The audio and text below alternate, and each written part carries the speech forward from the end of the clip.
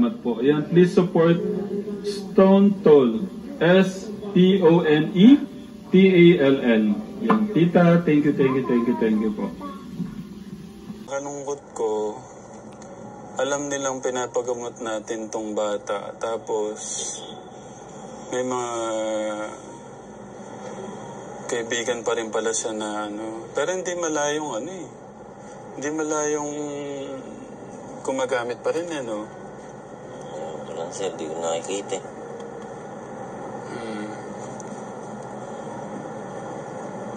Pero nung sabi mo nga, nung hindi ka pa 6 months ago, may nagpupunta doon. Yun lang. Mga kaibigan niya sir. Na nag-ano din. Pag may pumupunta naman to sir, umaalis naman ako sir. Ang delikado. Pag kami nagpupunta doon, umaalis ka. Kasi delikado. Hindi kaya delikado din ang buhay namin dyan? Hindi naman sir. Hindi, baka alam mo na. Kasi baka dahilan ako para maging mahinto yung nila. Hindi naman sir. Ha? Hindi naman sir. Hindi naman. Tinutulungan niyo kami sir.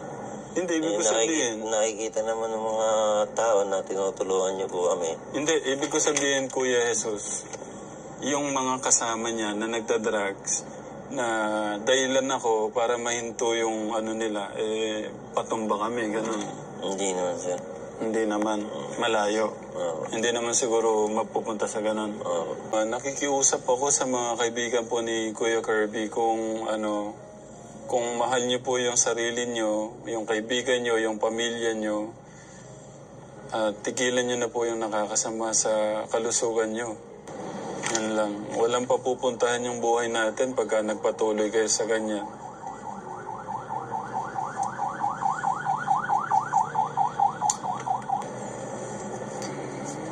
Hirap din pala ng kalagayan ni Kuya Jesus, Ikaw yung may bahay, may darating na bisita, lalayo ka, lalabas ka. Ayun po si Kuya. Nasaan? Ayun, Kuya. Ayun, naganap siguro. Ay, saan ba? Ito. Oo nga, ito. Kala ko ito, naglalakad.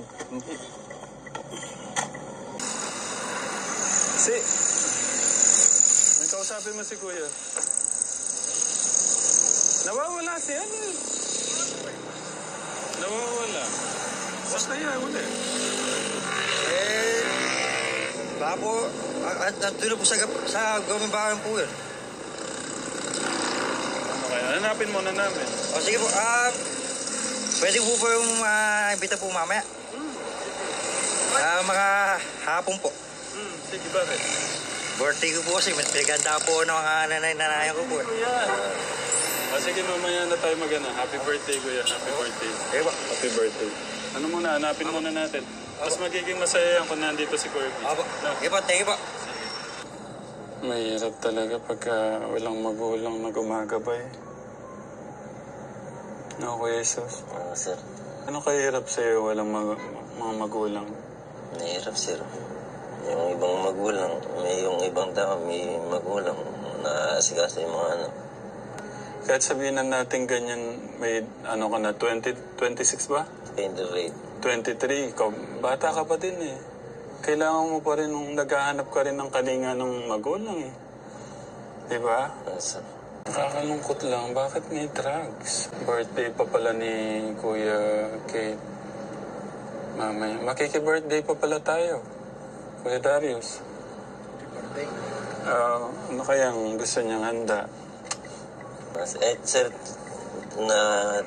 tiniming ako po na day-off ko na. Yung birthday niya? Oo. Pero, pag si Kuya naman, kay Kuya, kumari ganun, wala ka namang napapansin na Wala naman, sir. Kay Kuya Kirby lang? Oo, sir. Hindi lang po kami nahihirapan, sir.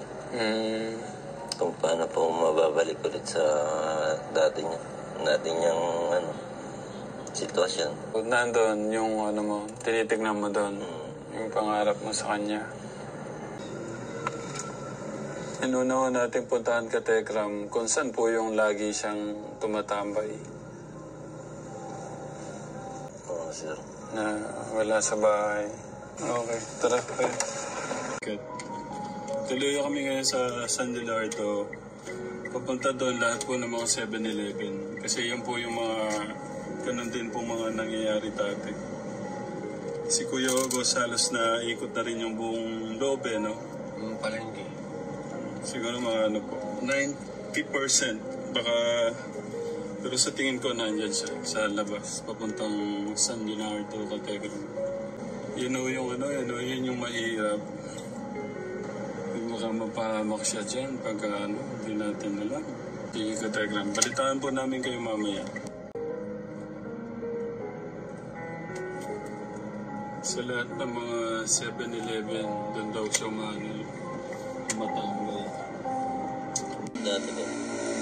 Pag nabalik po naman sa pag-iisip po si Kirby po, sa dati, sa normal na po, na hihanap po ng trabaho. I-apply ko sa mga mall. I-apply ko po sa mall. I-apply ko po sa mall. Hindi masok ngayon? Hindi po. Hindi po? Baka birthday lang ko sabi mo.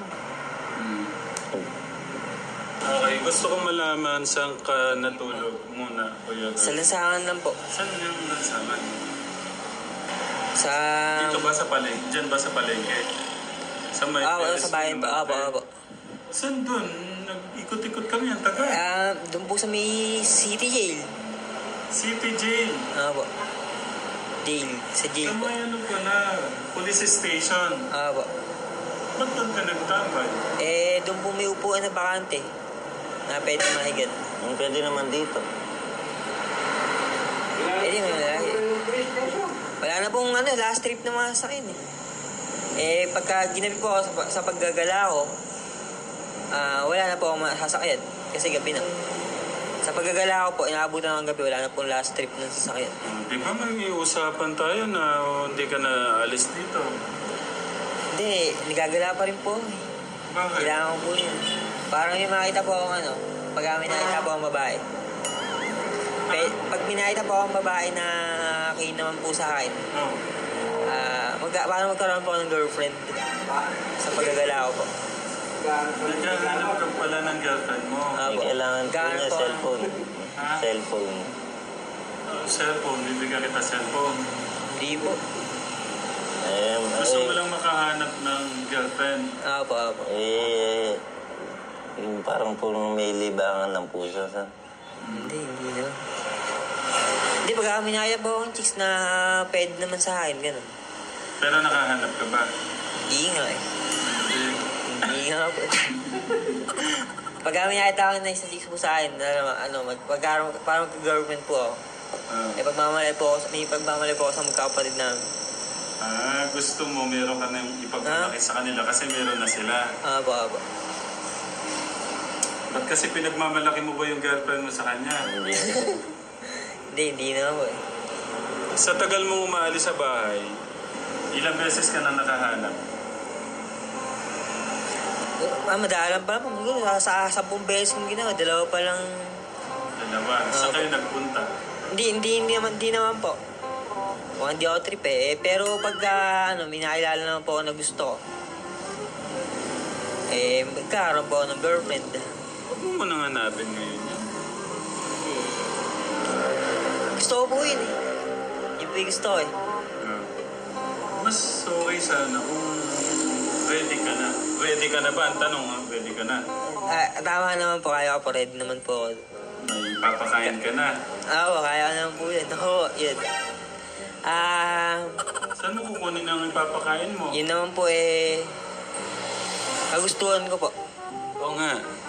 Kumari, nagka-girlfriend ka na, nagka-anak kayo, paano mo papakainin? Hindi, obligado po. Magluto po ako, mag-search ako. Naman po ako. May papakain ka na. Kaya ko naman po yun. Yun. Saan mo kukunin ang ipapakain mo? Yun naman po kagustuhan ko po. Oo nga. Kumari, nagka-girlfriend ka na, nagka-anak kayo, paano mo papakainin? Hindi, obligado po. Magluto po ako, mag-search ako. Makapagluluto ako kung paano yung... Hindi, paano ka... Yes. Dapat meron mo ng income. Income, Yung yung work. trabaho. Kasama na rin po siguro yun para kasi may kasama naman po ako, baka sabihin po niya wala akong trabaho eh. Hindi niya rin po ako gusto. Kasi nga, wala na rin po sa akin magagawa dahil wala naman po akong trabaho. Pagka naman na gustuhan niya po ako, masaya po sa akin yun. Okay. Kumusta yung gamot? Ano yung naging pakiramdam? Pang ilang araw itong araw na to? Kagabi panigurado hindi ka nakainom. Kunin mo muna yung mga gamot mo. Check ko kung tama yung pag-inom. Tinatapon ko pa eh. Pinagugupit po ni Kuya eh. Oo, para isa-isa. Kuya Jesus, may vitamins ka dito. Sa'yo yung isa. Sinabi mo ba yung isa sa kanya? Kay Kuya po, tsaka sa akin. Oo. Hindi, ikaw bawal ka muna dyan. Ito yung maganda yung gamot. Ayun yung malaki. 30 dapat to. 32 kasi may dalawang ilang araw na? 34 po.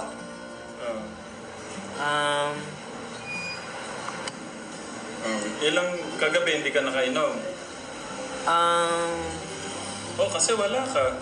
Hindi, nakainom po ako. Kasi dala ko din po yung gamot. Yung isa hindi ko po nabubuksan. Dala mo yung gamot? Po. Ganyan. Ito nga po, dala ko po yung dala mo yung isa. Okay. Okay, gusto ko malaman ano yung pangilang araw na ngayon. Pangilang araw na tayo, Kuya August, sa gamot? 9 pa rin, 9. 9 days. Pang 9 days. 9 days pa lang po. 9 days! Pero ngayon, kumusta yung yung yung sa isip, yung pakiramdam, kumusta? May parang kumakausap pa rin? Wala naman po.